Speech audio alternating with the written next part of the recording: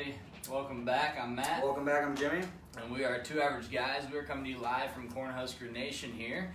Hopefully everything's working for you and you can see us. And should be a pretty fun time today. Unfortunately, we did not get to see the Huskers play yesterday. Yes, it was a bummer. Extremely unfortunate. I was actually at the game, which you guys probably saw on a couple of my posts yesterday. And I've actually met up with Dalton as well. We did a post from his tailgate. Nice. Unfortunately, I don't think my live videos were actually live until later on because we're in a dead zone essentially in and around the stadium. But once I jogged / sprinted a mile with my wife back to the car, I think they then posted, in the pouring down rain. But I was at a wedding, and I was super bummed that I was not going to be at the game or be able to. Well, we were going to watch it, but then when it got delayed, I was like, oh, okay, well, then we can get through all the crap at the wedding, and then we can sit down and watch. Didn't really have to worry about it. Unfortunately, here's my take. A lot of people are really upset, not only that they didn't play the game, but upset that Akron didn't stay, they didn't get a hotel room, they couldn't put them in a hotel. It's understandable. I was upset, too. It is what it is. I mean, we can't control that. One of my buddies was upset with Moose. It ain't his fault either. Here's what they should have done, though. If you ever watch baseball, they'll call a game on pending weather. To me, they never should have they shouldn't have done the tunnel walk. They shouldn't have brought them out on the field. They should have done a kickoff. I mean, there was weather coming. They just never should have done the tough thing about it is I saw people saying they knew this was going to happen. Why didn't they try to play the game earlier in the day? Which I understand, too, but it was a Fox. It was on Fox. I mean, it's all you're tied in with the TV. You can't do anything about that. Unfortunately, but you know what? It is what it is. Maybe they can reschedule it down the road. Maybe, and I think there's only really two reasons why we're going to reschedule this game. If we are potential to either make a playoff spot, which is the long shot reason, or if we need a bowl game, and let's say we have 5 wins and 6 wins gets us into a bowl. Florida State did it last year. They needed one more win to get into a bowl. They brought in, I can't even remember who, but they paid them money to come to Florida State because they got rained out earlier in the year. And so they were able to pay some money. I believe the same thing happened with UCF. I could see something like that happening. So that very well, and they might just do it anyways because it's the first year with Scott Frost. Our tickets are still good. If you were at the game, your tickets are still good for the game if they play later on, so hold on to your tickets. It's very unfortunate, but guess what? Like I said, we can only control what we can control, and it sucks. But you know what? We're gonna move on, and we're gonna get to Colorado this next week. Right. So next week we got Colorado. Let's talk a little bit about that. They played Colorado State this last weekend. Right. Colorado State's second game. Colorado State's second game. Their first game, they played during Hawaii. that week 0 kind of 4 games. And they played Hawaii at home, right? They played them at Colorado State. I think so. And I'll tell you what, I watched some of that game, and I mean Hawaii took off real fast against them. And Colorado State kind of came back late. It was 43-34 was the final score, but really, there was a struggle for Colorado State most of that game, and then Colorado State plays Colorado the next week, and you can say Colorado looked good, but once again, they're playing Colorado State, who now has 2 losses on their schedule. So I don't know. We haven't seen much from Colorado yet, and it's hard to really say whether they're good or not. It's hard for us to say if we're good or not as Huskers. Obviously, we want to believe that we're going to be an explosive offense, knowing what Scott Frost and his staff does. We know Adrian Martinez can run. Right. And we got 4 running backs. We didn't talk about this because we had a show. If you're new, or if you haven't watched before, or if you have, we had a show before the week started, and we didn't get to talk about Tristan Jetty leaving because he didn't leave until the next day. He didn't leave until the Sunday. Until it was announced later in the day. Right. And then, Again, I said this last time, but I do have a puppy, so. Upstairs, so if you hear some noise, I apologize. So Jebbia leaves. Right. It was pretty surprising. I know everybody's talked about it for a week now, but it's pretty. It's pretty upsetting. It's upsetting, but Dalton and I talked a little bit about it yesterday. We mentioned on our video that we did and posted to Husker Nation is you can't really be that surprised. Right. You can be upset about all you want, but it doesn't change the fact that he's gone. And so that's the biggest thing is you can't change that. And the kid wants to play. Understandable. He probably saw the writing on the wall that, yeah. They recruited Martinez. He was their guy. And the he got the nod right away. The head coach over at Oregon State, he had recruited him. He had been recruiting him when he was at offensive coordinator at Washington. So how does Nebraska play 12 games, and where would we fit it in at? So, couple different options. There's a bye week, obviously. You want your bye week, but if you need to. I know yes. My Tampa Bay Buccaneers, I know it's pro, so it's different, but you get one bye week, and they got hurricaned out just like all the college teams did last year. Yep. So it worked out. It was like Miami or somebody they played, and they had the same bye week, so they ended up playing. That was pretty ironic. But the other I would say is during all the championship games. Yeah, if we're not in the Big Ten championship, which we may have to play another game, but it's Big Ten conference play. Right, and that would be an okay time to play it. Yeah, so if we're not in the Big Ten championship, then we could always reschedule for that week. Once again, I think they'll only reschedule it if it means we're going to get into a bowl game. Well, if we are going to make it into Big 12 championship or Big 10 championship, then there would be no reason for us to play. Well, depending on what our record is, because that could get us a better bowl too. If we're in the Big Ten championship, maybe I'm not going to say we're going to make the playoff, but if we're for some crazy reason in the spot where we can make the playoff, we definitely need to reschedule it. But during all the championship games for all the conferences, that'd be the best time to reschedule it. Jeff, thanks for your question. But I would say that's when we're going to, if we do at all. But once again, it's going to depend on a record, going to depend on the potential for bowls, all that good stuff. So we're just gonna have to see. The one tough thing is you learn a lot, especially with a true freshman quarterback and a lot of young guys with the new offense, new schemes on offense and defense, to go into a bigger game like Colorado this next week, and we don't get that unfortunately. But things happen, and they're just gonna have to come out. I think they will, and I'm super jacked. I think they're going to be prepared well this week. I think they had a chance to already see Colorado and Colorado State. They've had a chance to see them play, so they know what Colorado can do. They've seen some of their game, and Colorado wiped the face of Colorado State pretty easily. So in-state, rival, if you will. I don't think anyone was really surprised that Colorado State lost, but I wouldn't hype up Colorado just yet. For those people that are saying Colorado looks really good, because Colorado State's not that good.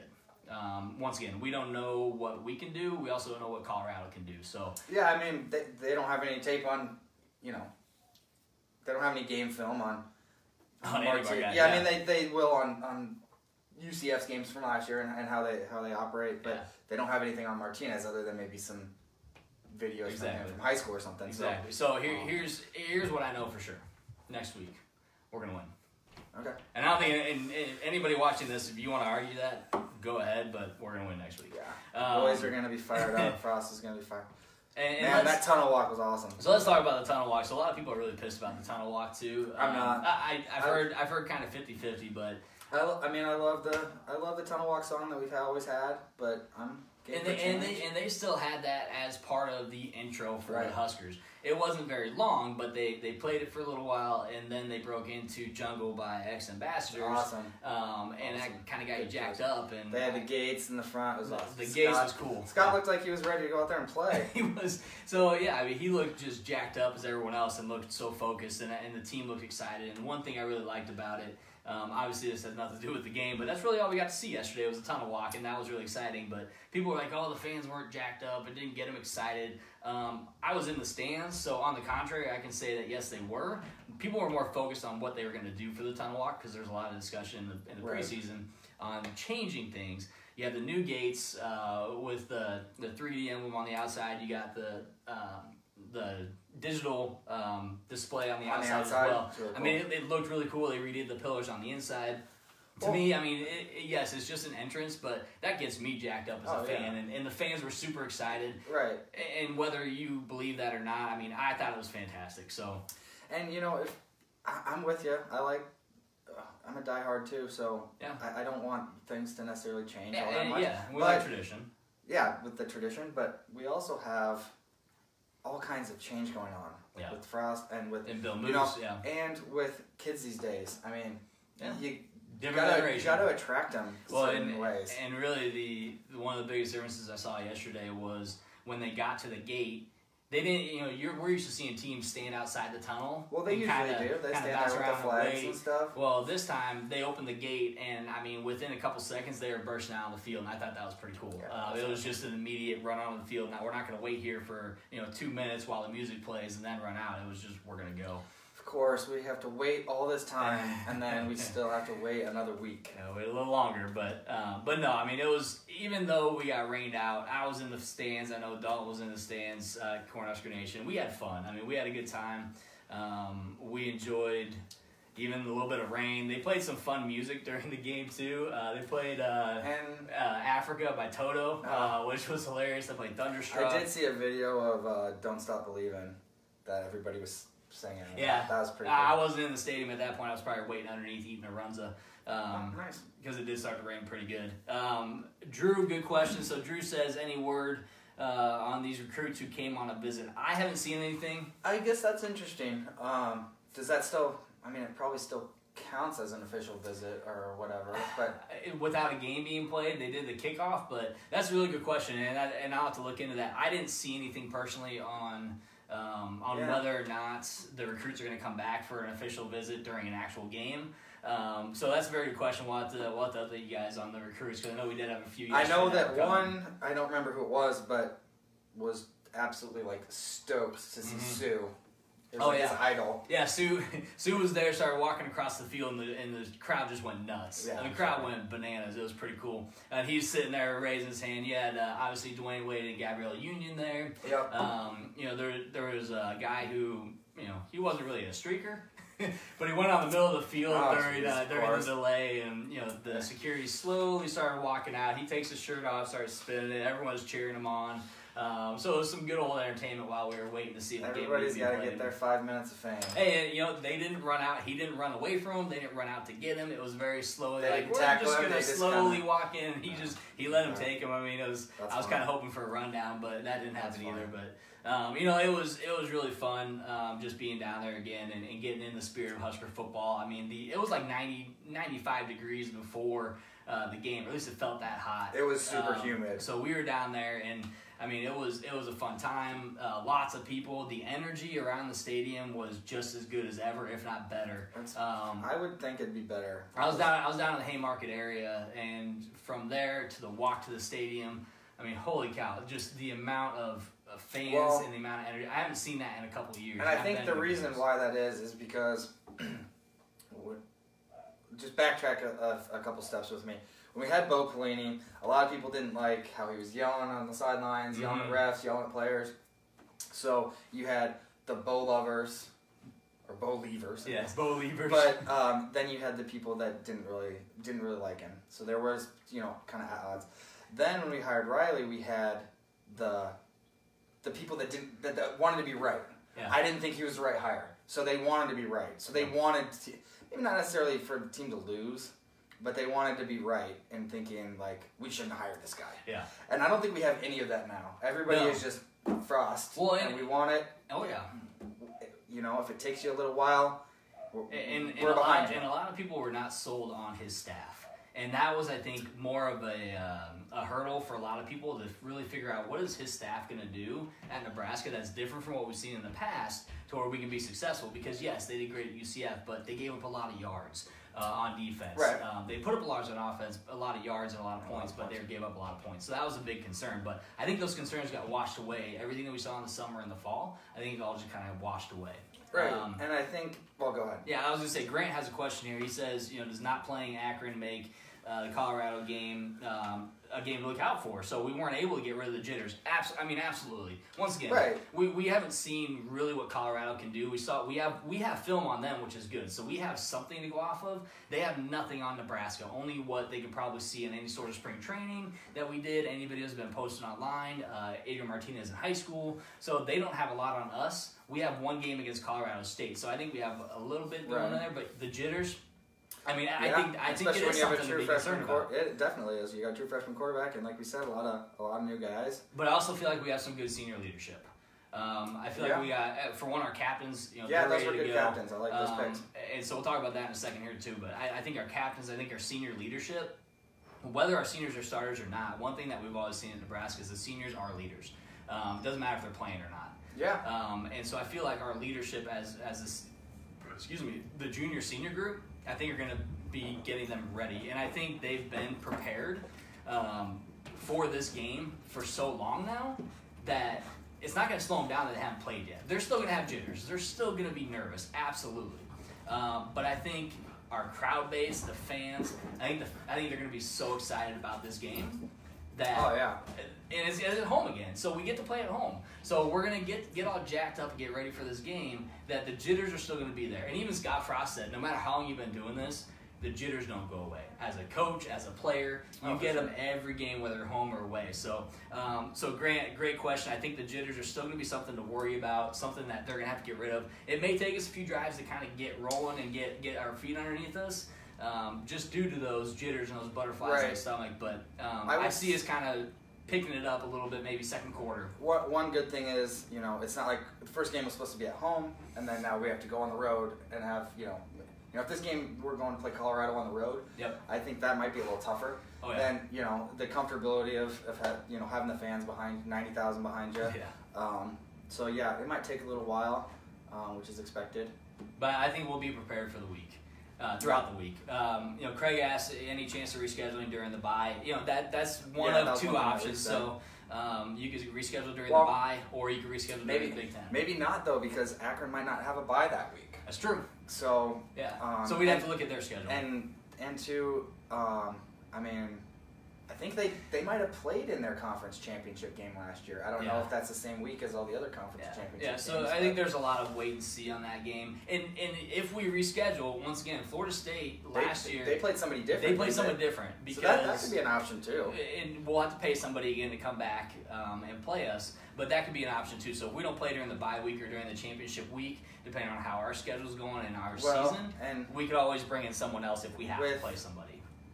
Knowing how Frost works and the kind of person that he is, he could maybe want to try to bring in, a pretty high caliber team. Potentially, I don't know how that would work as far as paying somebody. Oh, it could be another Power 5 or another top 5 school, whatever.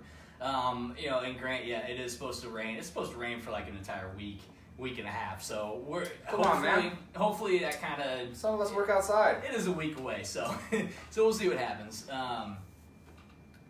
Iowa State, their team didn't play. Yeah, so Iowa State didn't play either. So we're going to get into some of the games here in a little bit on what happened in the rest of the schedule. That'd be pretty intriguing. It would be pretty intriguing. If we were to play them, I think that'd be pretty fun. If we were to bring in Iowa State. So. Played Colorado and Iowa State in the same year. Yeah. So we'll get to some of the games here in a minute. But, really, it was a bummer. It was a bummer not being able to watch. And I could try to go to one game a year, and I never dreamed I could go to the first game this year. And I was going to buy tickets to Colorado, and they were too expensive. Yeah. Now that's basically going to be the first game. I can't even imagine what they're going to be like now. Oh, yeah. Yeah, I'm excited.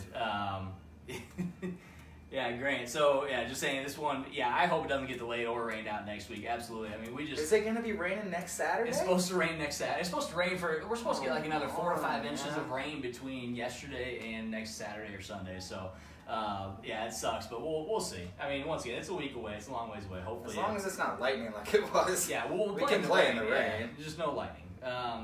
So anyways, I was excited for the Huskers. I love the energy around the stadium. Love the energy in the stadium. Just gotta wait another week. And it's going to be next week too. It's going to be just the same. It might even be better because you know who's going to be there? Colorado fans. Right. So you might, and don't get me, we're always very nice to other fans, and that's what I love about the Huskers. We might talk shit all day about them, but when it comes to game time, we are very nice to their fans and make sure that they are treated with utmost respect. People were offering Akron players. They're like, they can come to my house. I got room for 3 or 4 guys, and other people are like, I got room. But that's crazy. That would never happen. That's Husker. That's the Husker way, though. I mean, they will offer up their home if it means we get to play them and get our game in. We will offer our houses, and we will give them food. We will give them everything that they could possibly want to make sure we play. And then we'll talk crap out of you on social media the next day. Once we win, yes. So, but that was, extremely. Talk about a fan base that not only loves their football but has respect for the other team, and that was kind of cool to see. I saw a lot on social media like, hey, who do I need to contact to get these guys, 4 or 5 guys in my house, and that was kind of cool. But yeah, so Huskers next weekend got Colorado. I already said it. We're gonna win. We're gonna beat Colorado. We're gonna be jacked up. We're gonna have those jitters. We're gonna be excited. It's all about how we get prepared this week. And touching on how we prepare this week, the guys practice early. The practices are early in the morning. Verducci was out, or however you say his last name. He was up. He had a tweet out at like 5 o'clock this morning. I mean, so they practice in the mornings. Now, people were wondering how that was going to work with the first game being a night game. Yep. And they walked through different things that they were going to do. Well, now the game is, it's 2:30, it's not 11, but it's an earlier game, so that might help out a little bit in that aspect. But they're going to be prepared.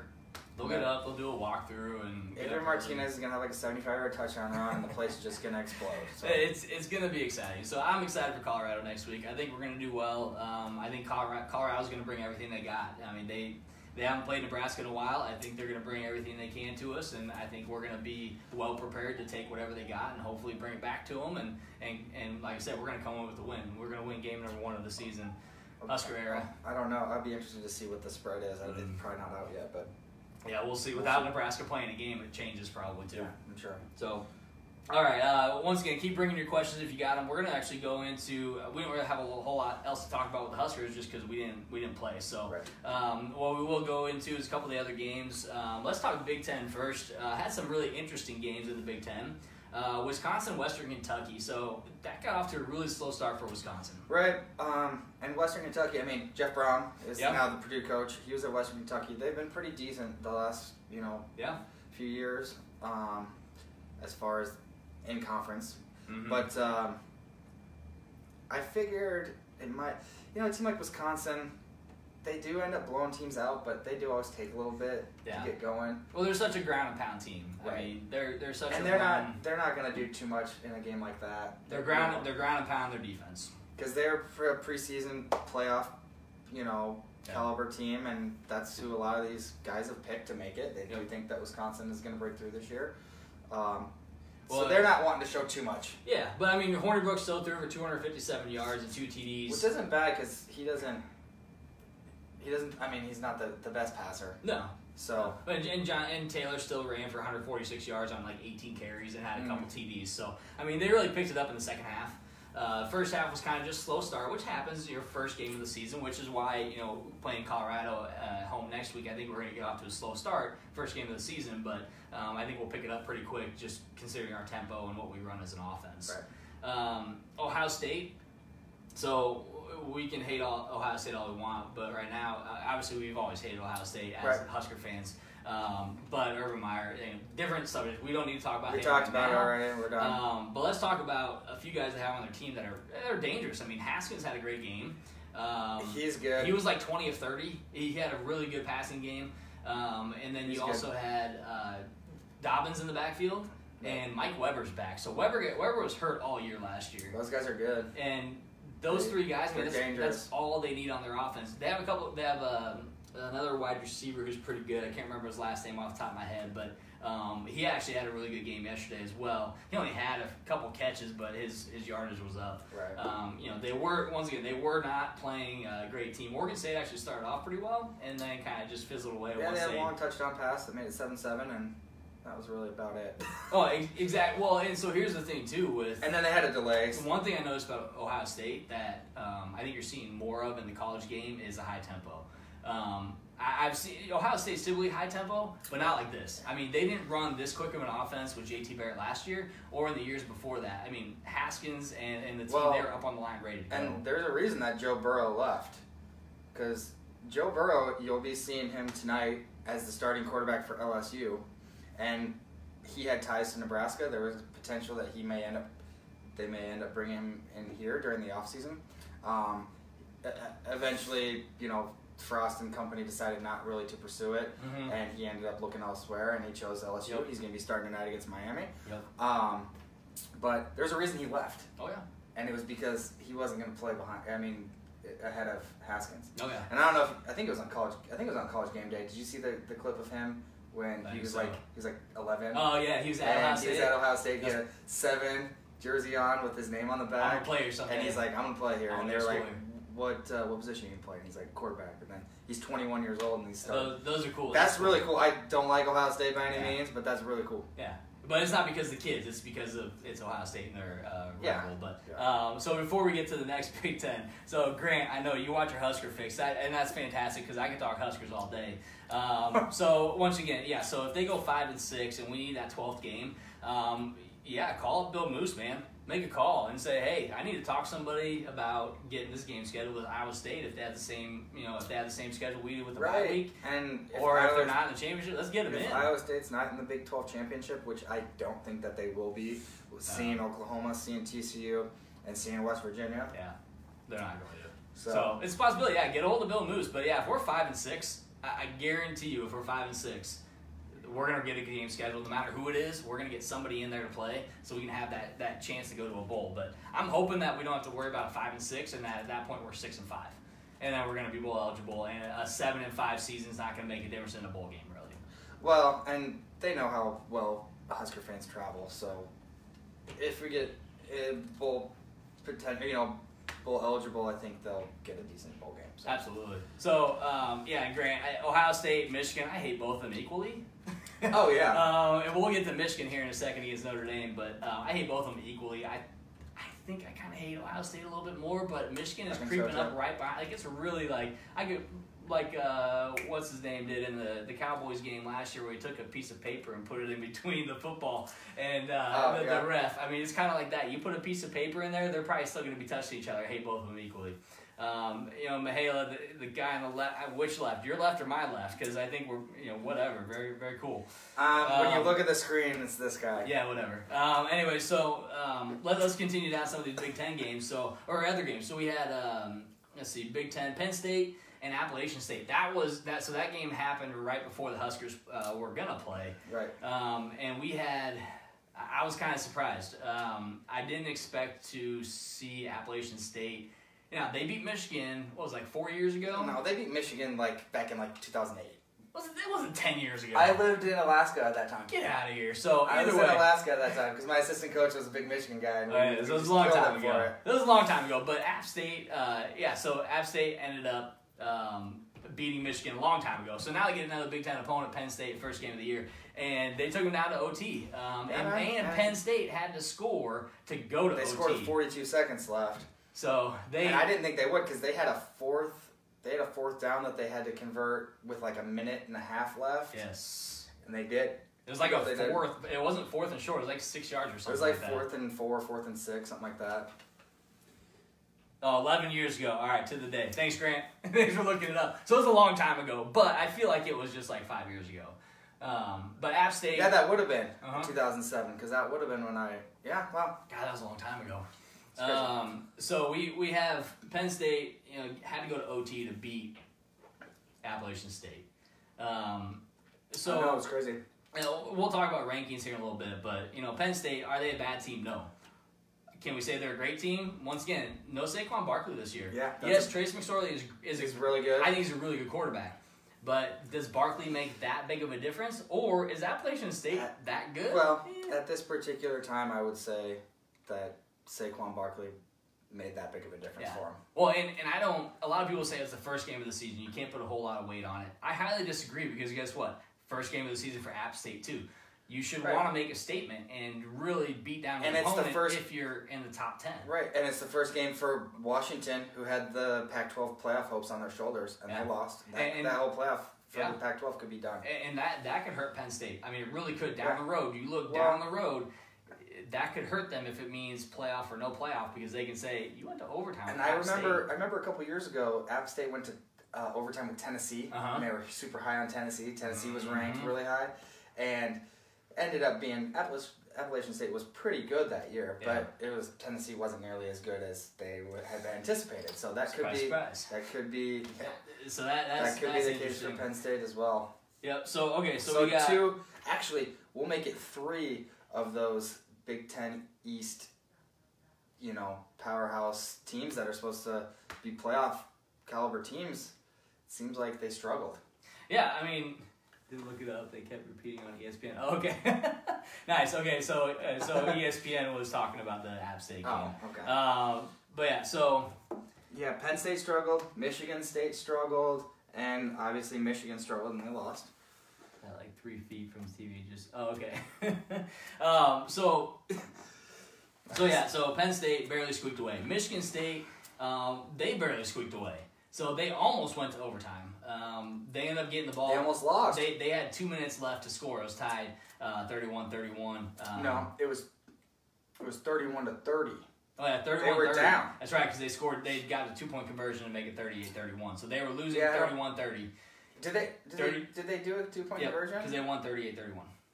Well, I know. No, they did a 2-point conversion to make it 38-31. That's what I just said. Oh, okay. Sorry. I thought you meant when it was 31-30. No. Yeah. Utah State scored. It was 30-24. Yep. They scored and then made it 31-30.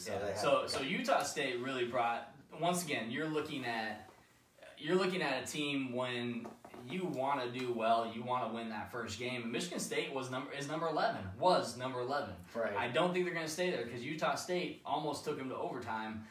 They had 2 minutes left to score when it was 31-30, and Michigan State went down and scored. And then you had a fantastic defensive play to intercept the ball with their 46 seconds left, and they were on the their own 46-yard line. I mean, a hell of a play. I mean, that was just an athletic play by that linebacker to get up in the air while being blocked by the running back. But the running back couldn't do much about it. I mean, he was shorter, and the guy really just kind of went up above him and was able to get his hand on the ball and intercept at the same time. And I thought that was a fantastic play for Michigan State. As much as I don't like Michigan State, I mean, that was a hell of a play, and you cannot say anything else about that. I mean, that was great. But yeah, they struggled. I mean, the Big Ten East, they struggled, man. Yeah, I mean, it really was a struggle. Aside from Maryland beating Texas. Can't believe they did that. And I talked about it last week. I did, and we talked about it last week because they beat them last year in Austin. They beat them in Austin. I didn't think that they would beat them. But. I really didn't think they would either. But here's the thing: Maryland had a chip on their shoulder with their teammate dying. So they lost a teammate and they had this a different year. Coach, and maybe things are running a little smoother. Their head coach is still suspended. They came out with a chip on their shoulder trying to win that game, and Texas was what I've heard is a preseason favorite to win the Big 12. Potential favorite to win the Big 12. Which I think they always are every year. Every year they're a favorite to win the Big 12. But Tom Herman, I mean, how did they not prepare for Maryland this year? They lost to them last year. They're not a whole lot of a different team. Right. I mean, maybe the coach that took over is doing some different things. But and I think they might have 2 quarterbacks that they roll with, 2 different ones. And so maybe it's a little harder to game plan. 34-29, I mean, they lost to Maryland again in Maryland. So I was happy about it. That was a great. I'm happy. Anytime Texas loses, horns down. I love seeing that. So Texas loses, that made my day yesterday. And Maryland gets a win, so they get a win in the start off the Big Ten, right? Michigan and Notre Dame.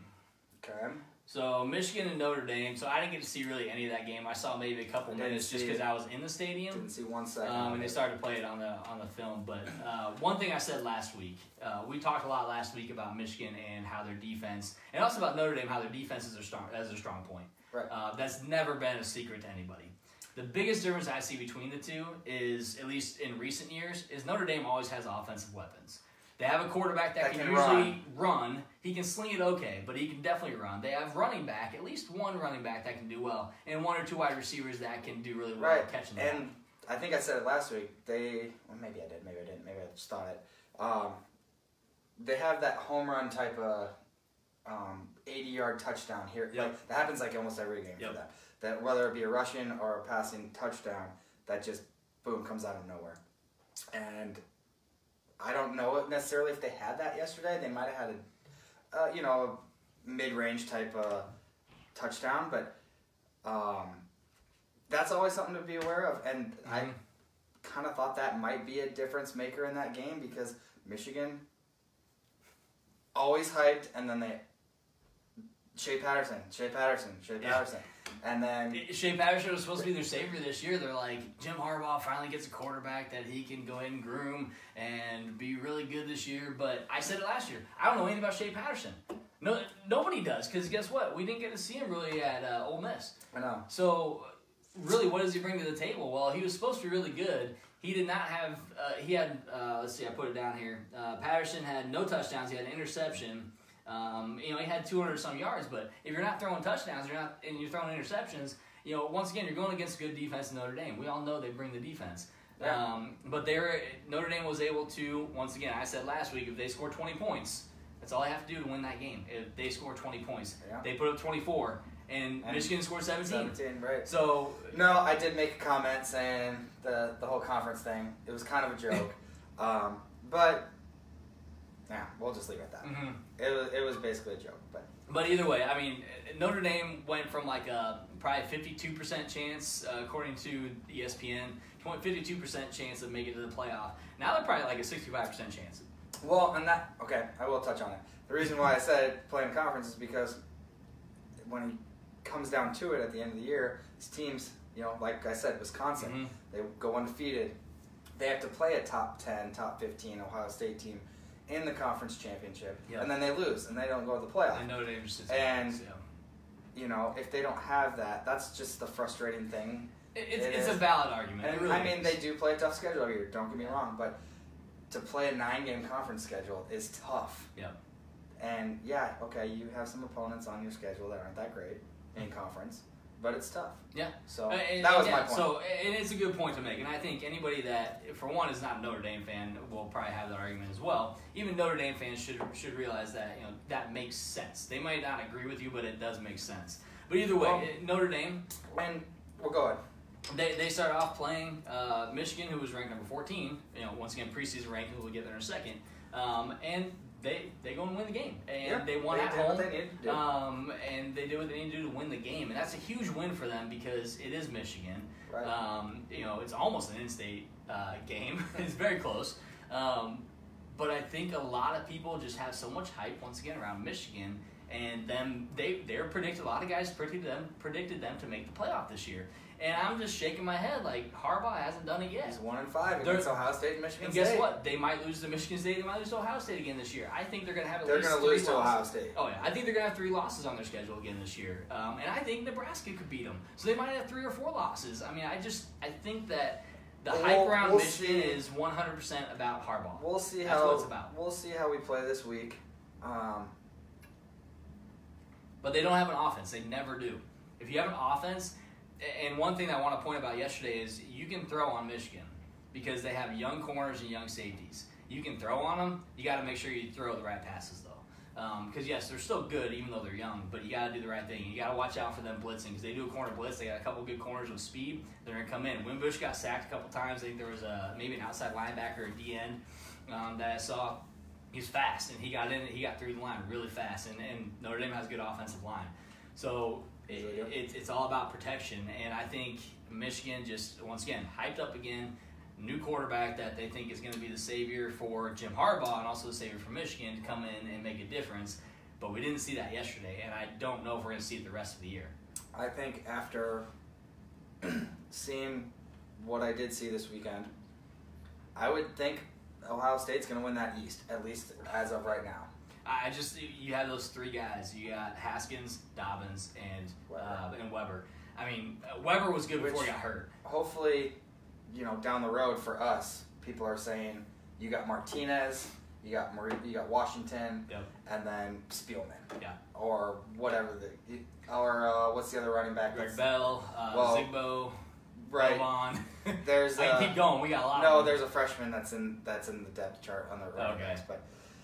Yeah, hopefully that's the case for us. Yeah. Well, and Grant says Joey Bosa, Nick Bosa. It's Nick Bosa. But, yeah, Joey Bosa did tear up Michigan, but Nick Bosa, his brother, is now a senior, I believe. He's a junior or senior, but Nick Bosa is going to tear up Michigan all by himself. I couldn't agree more. I mean, I watched him yesterday. He was a beast. He's a freak. I mean, he is a literal freak. He is better than his brother. I did say something about him last week, and, he's... Again, it was Oregon State. Once they get in, but I think I don't think it's gonna make a difference. I mean, he literally is a beast. And watching him out there, he's better than Joey. He's better. I think he's bigger.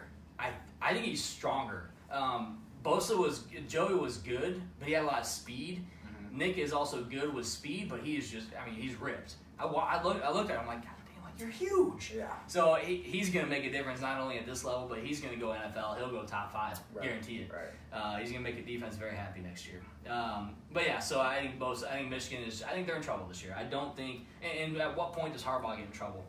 As far as getting on the hot seat. Yeah, he's on the hot seat this year, if you ask me. And especially after losing last night. So Harbaugh, watch out for him. Yes, Jalen Bradley, thank you. Is that the other one you're thinking about? But he's not a freshman. No.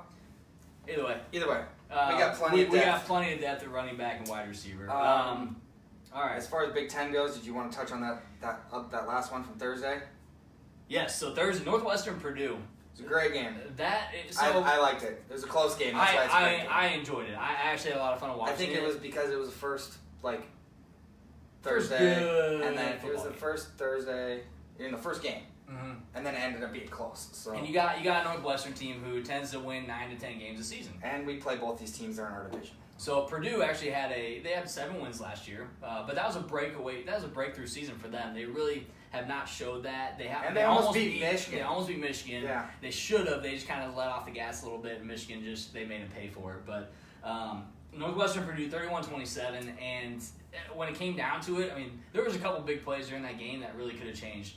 We had one play down the left sideline on a pass, and the receiver grabs the shoulder and pulls on the guy. Or no, when he pulled and kind of pushed him. Yeah, he stepped inside and kind of pushed him out. Yeah. And the ref was right there. Didn't call it, unfortunately. I really think that was a huge play. Because they scored a touchdown on that drive. They did. But I would say, well, okay. What were you gonna say? Oh, so one thing that I saw in that game, like I said, it was a tale of two halves. You have Northwestern 31 points in the first half. And then you got Purdue who came back and almost won the game in the second half. I mean, the first 4 drives of the game, two on offense, 2 on defense for Northwestern. Yep. I mean, it was perfect. Yeah. They had 2 touchdown drives and an interception and a 3-and-out. Yeah. They were dominating. But then Purdue has a true freshman that's a stud. Number 4. Too bad we don't have him. His name is, I can't remember his first name. His last name is Moore. He's number 4 on Purdue. His top 5 was Alabama, Georgia, Ohio State, Florida State, and Purdue. Yep. He went to high school at Jeff Brown's high school, which I guess was the reason. But also I heard that his dad was his wide receivers coach in high school. And every day at lunch, he'd get into the lunchroom, and his dad would be there. And he'd say, hey, so-and-so called. Every day. He's like, these Purdue guys are calling me like crazy. And so it's cool, though. Yeah, he's really good. He scored 2 touchdowns in the first quarter. He's fast. He's super fast. He juked somebody out for a long touchdown run. He can stiff arm. I mean, the guy's good. So, Grant, does the game make us feel better about both? I honestly, I was watching the game, and my initial thought was, once again, we haven't seen Nebraska play yet, but my initial thought was we could beat them both. Because I text you that. We talked about that. So, and the only reason why I say that is because it was a tale of two halves. The first half, yes, Northwestern looked great. They looked really good. And I think they might even be ranked. Fitzgerald doesn't even know what quarterback to start. That's the thing. Trent Green's son, I think it's Chad Green, if I remember. Green is technically, I don't even know, I can't call him a backup because he played half the game. Thorson played half the game. I think that was by design because I think Thorson's not quite 100% yet. And so he kept saying, we got 2 quarterbacks we can play. Thorson was never really named the starter before the game. Now, one thing I saw from Thorson is, yes, he is not 100%. Now, he's good. He's still good, but one thing we're used to seeing from Thorson when he was healthy was running the ball a lot more. Right, and he didn't. No, he didn't run. Then the one run he did have, he didn't try to cut up field. He ran out of bounds. Yeah, he let up. He let up. So you can tell he's not 100%, which I don't blame him. It's been 8-9 months since his ACL injury. And of course, they're both picked to beat Nebraska. 4-8 record last year doesn't help anybody when we suck that bad. But, both are picked to beat Nebraska. You're right. Yeah, and I'm not surprised by that. And most teams are probably going to be picked to beat us. For one, we play Purdue at home. Mm-hmm. Which doesn't necessarily mean anything. Play Northwestern at home. Here. No, we play Northwestern out there. I thought we played them last year. No, we played them at home last year, okay. and we lost in overtime. we play out there, and that's basically a home game because it's red. Yeah. The stadium's red. Yeah. Oh, yeah. Well, and then, we'll get a lot of Husker fans travel well. We know that. They love to go to Chicago. Yes. And that's gonna be right around the time of MLB playoffs. So people go. I might have to go there. My team. They go to the Nebraska game and then they go to the Cubs game. Cubs Cardinals. But anyway, we have never lost. Knock on wood. We have never lost at Evanston since we joined the Big Ten. No shit. Yes. Just saying. They beat us at home. They beat us at home a couple times. Two, 3 times. Like you just said, the traveling team usually wins between that series. Yep. We beat them at home with the Hail Mary. That was like the only time. That was like the only time we have beat them at home. Yeah. They beat us. I think they beat us at home the first year we were in the Big Ten, which was a surprise. Mm-hmm. We didn't play very well. They beat us last year, and I think they beat us one other time. Was it the Northwestern game when Jordan Westerkamp had that catch in the end zone? Is that the Hail Mary? Yeah, that was Ryan Kellogg. Yeah. Okay. Yeah. Okay. So then that was at home in Nebraska, but I think Northwestern they're gonna be good. They always have a good team. Right. It's kind of picking apart that film against Purdue, and yes, good first half, but what they do in the second half? Why Purdue's defense was much better in the second half compared to the first half. So once again, if those two teams can figure out their first half and second half differences to be better, I think they're both going to be good teams in the Big Ten. I think so too. Purdue is much improved. They have a good coach. They're obviously able to get some recruits. Yep. They have 2 quarterbacks that they played.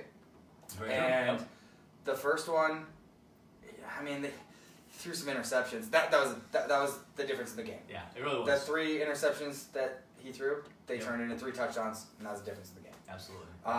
But they have, what's his name, David Blau. Blau, yeah. He always plays well against Nebraska. And so, he didn't start. No, he didn't start. Because the freshman, sophomore, whatever, threw 3 interceptions. I forgot that they still had that guy. Yeah. And he has played very well against Nebraska for the last 2 years. Yes. So I can see them both playing against us. I can see Blau probably getting the nod just because of his success against us. But we'll see. I can see him just getting the nod from here on Depends out on until he starts injuries and how well they play throughout the year. Oh, yeah. Is that it for the Big Ten? I think that's it for the Big Ten. I don't got anything else at least written down. Okay. So what do we have happen elsewhere? I mean, Bama won, no doubt about it. Louisville, it wasn't going to be a matchup. Absolutely not. Maybe a couple years ago when they had Lamar Jackson. Yeah. I mean, I know they had him last year, but even when they had Lamar Jackson, they weren't as good as they perceived. Yeah. Oh, absolutely. And Grant, I don't blame you for being pouty about the Husker game. I was there, and I ran a mile in the rain, so I feel you, man. I've been pouty for like.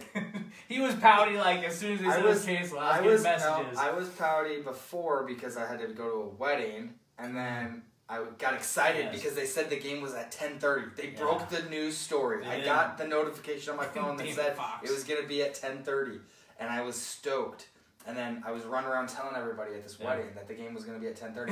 And then you just lied to a lot of people. Somebody came to me and said, I don't know why you told me that because I just got this that said the game's canceled. And then I got a bunch of texts. Yeah. So we're pouty too. We get it. Clemson beat Furman, so that was an interesting situation. Did you see that? Because the Furman quarterback goes to Clemson and takes classes. Yes. So it's like an hour away. That was kind of a cool story. I enjoyed watching read that. That's very cool. But Clemson, no surprise they won. Georgia 45-0 over Austin Peay. No surprise there. These teams don't play anybody. Washington Auburn. Now that was a sloppy game. So Pac-12. A lot of people are saying Washington is their only chance to get in. I was kind of wondering if that's true or not. Kind of waiting to see what USC and Stanford did, because I think those are the other teams that. I think they're saying that because USC has a freshman quarterback. Mm-hmm. They played a true freshman quarterback. It was only like the second time they've ever done that. Yeah. So I really think that the Washington Auburn game, it was really sloppy. Neither team played great. You had a lot of missed field goals.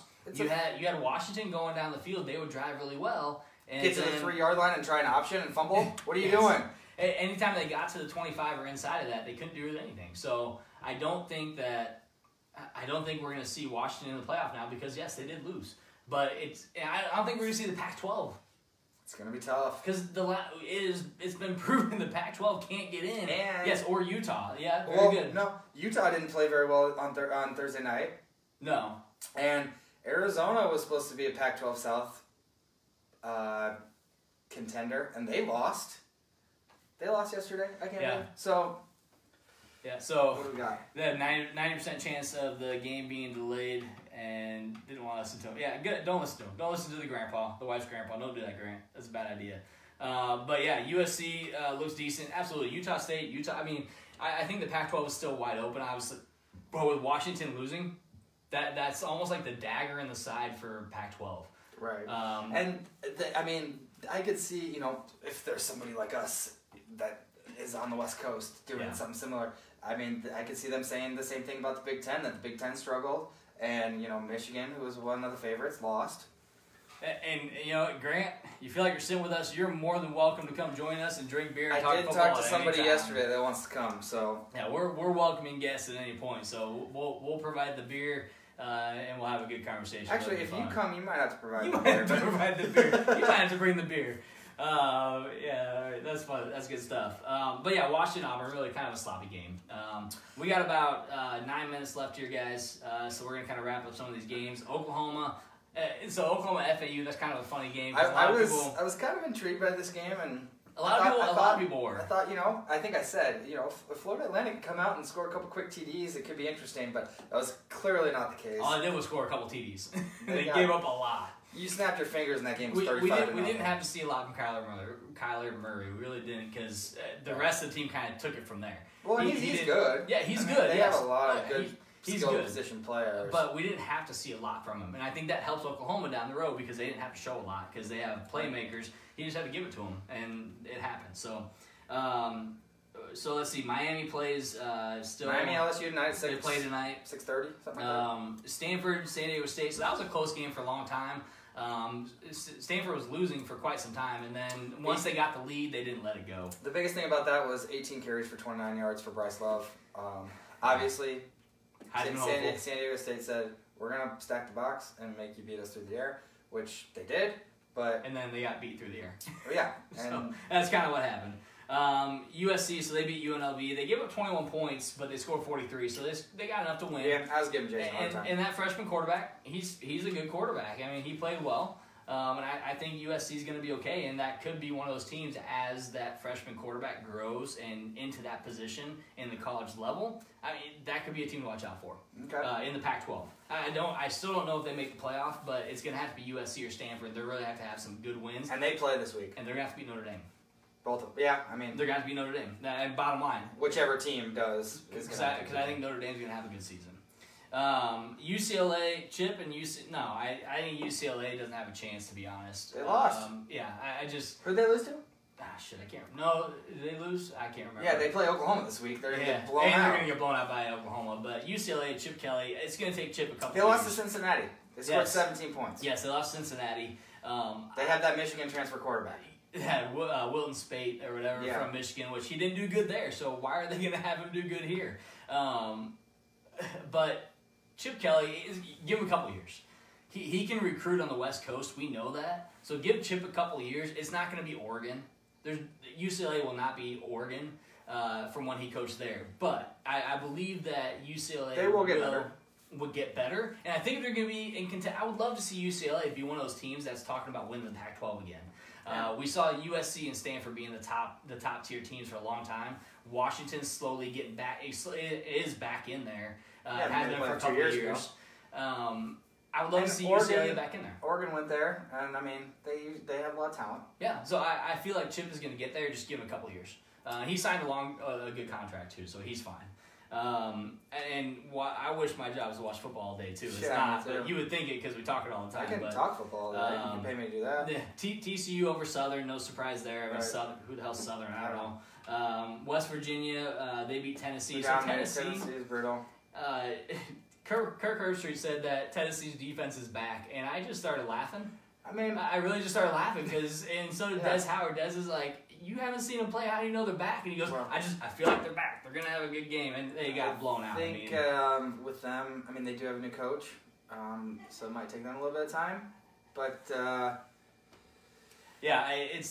Will Grier. I mean, Will Grier threw 5 TDs. West Virginia, I think, is going to be really good. So 429 yards. I mean, I was kind of doubtful on Will Grier just because I didn't see much of him last year. But really, I mean, holy crap! The 5 TDs, 429 yards against Tennessee. Yeah, it's Tennessee, and they've gone through their own struggles the last couple of years, and the coaching decisions, stuff like that. Their AD kind of blew things up, but not surprised that West Virginia won that game, and not surprised they won big. I didn't see the 429 yards of 5 TDs coming, but good win. Mississippi State, Stephen F. Austin, whatever.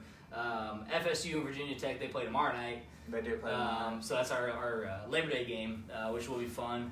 Will Greer for Heisman. Greer, I mean, he's the top runner right now. I still think you got to wait at least till halfway mark of the season to really talk about a Heisman. I'm gonna say right now my top 3 Heisman, even though Bryce Love had a rough game, I think Bryce Love, Jonathan Taylor, and Will Greer, after this first week, I think they're all going to be in contention. The only reason I say that is because somebody can have 1, 2, 3 good weeks and then go down, and then they're out of contention. So. Well, and I think you got to look at, as much as I hate to say it, you're going to have to look at Haskins and Dobbins.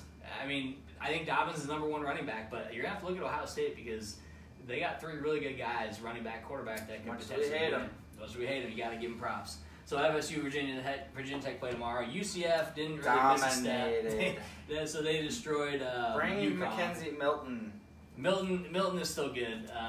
A lot of people still aren't giving them a lot of props. I mean, it's UConn. They were on the road for the first game with the new coaching staff, and they didn't miss a beat. Yeah, so. and they're not getting a lot of love from any of the so-called experts. But UCF is still a good team. They didn't lose a step. They didn't lose a beat. With what's his bugging out their coach? Josh Heupel. Yes, Josh Heupel. So they're going to be fine. Boise State beat Troy, no surprise there. Oregon beat Bowling Green, no surprise there. Right. And then we got LSU tonight. It was a decent first weekend of football. There weren't a lot of surprises except for Texas losing. I guess you could say it was a surprise. I thought it was going to be a good game. And then it always happens. These teams that are preseason ranked so high, they end up struggling. Yep. So we got 3 minutes. So real quick, preseason rankings. We've talked about it for years. Right. I mean, this is our 4th year. We've been talking about it for years. Preseason rankings are stupid. Wait until week 8 or 9 to actually start ranking teams because, like we saw this weekend, can you really say Michigan State should have been number 11? Can you really say Penn State is in the top 10? Can you really say that Michigan should have been up there? I mean, and I think that's why the committee waits so long, which I do like that they wait. But a lot of times it is pretty close to what these other polls are. But yeah, I mean, take a look at the rankings from preseason to after that first week going into week 2. You have teams that aren't in there jump up to the top 15. Yeah. You have teams that are in the top 15 drop out. Yep. Or, and then at the same time, you have a team that you rank in the top 10 that then loses the first week, but then they stay in there. Yeah, or they stay in there, or they barely go outside and they make their way back in. That doesn't hurt them throughout the year, and then it only helps teams like in their conference, like at the SEC. You have these 7-5, 8-4. Actually, it's usually 8-4. There's 4 8-4 teams, but they all have all these losses. But then they played a ranked LSU team. Well, yeah, because they had them so high early on. Yeah, and you got to look at That's just an example. I'm not hating on LSU. And you got to wait to really say like, oh yeah, they played a ranked team, but maybe when they played them, yes, they were ranked, but at the end of the season, they were 6-6. They were 25, or they weren't ranked at all. So you got to take a look at that. And you got UCF, who was undefeated last season, gets bumped to 21 at the beginning of the season. So I understand they go out a lot off of recruiting classes as well, but then you have some teams that are 6-6 that you then have ranked in the top 20. And I struggle so much with this because I know that they do it because of people like us, that it drives us nuts. But they're going to do it. They do it so they can get hype. They do it so that they can get TV ratings. And it's always the same teams. But anyways, preseason rankings. Give us your thoughts on those two whenever you want. There is some decent games this week. Yes, we got some decent ones. I know as far as the podcast goes, we only have like 30 seconds left. Yeah, but we got Georgia at SC, we got Rutgers at Ohio State, Colorado, Nebraska, obviously the biggest one. Iowa State playing Iowa, that's a big one. That's at Iowa. Clemson, Texas A&M could be a good one. That could be good. Jimbo Fisher. Penn State, Pitt, you never know. USC, Stanford, probably the best game to watch this weekend coming up. Well, and Jimbo Fisher's played against Clemson and he gets them at home again. Very true. For Texas A&M. So. Very true. So we're going to sign off. We got 10 seconds. Thanks for joining us today, guys. We appreciate you watching. Grant, wonderful commentary with us. We'll get you on the show sometime this year. Thanks, everybody. Have a great rest of the evening. We'll see you next week. Go Big Red.